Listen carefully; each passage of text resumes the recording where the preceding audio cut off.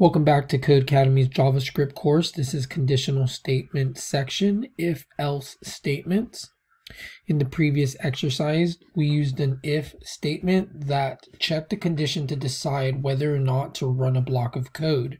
In many cases, we'll have code we want to run if our condition evaluates to false. If we wanted to add some default behavior to the if statement, we can add an else statement to run a block of code when the condition evaluates to false. Take a look at the inclusion of an else statement. So we have our if statement here, and right after the last or closing curly brace, we add our else and also do opening and closing curly brace with the code that will run if the first statement evaluates to false. So this would print, but the code in this block will. So an else statement must be paired with an if statement, and together they are referred to as an if-else statement. In the example above, the else statement, use the else keyword following the code block of an if statement.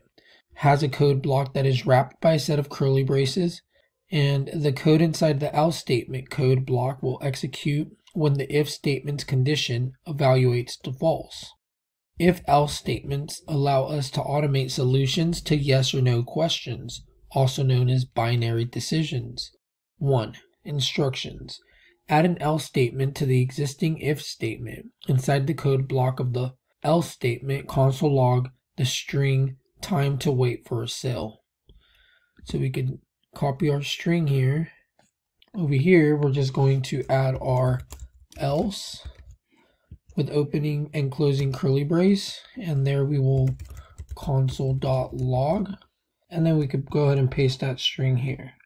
So here, since sale is false, it will let our else statement run, and it will say time to wait for a sale.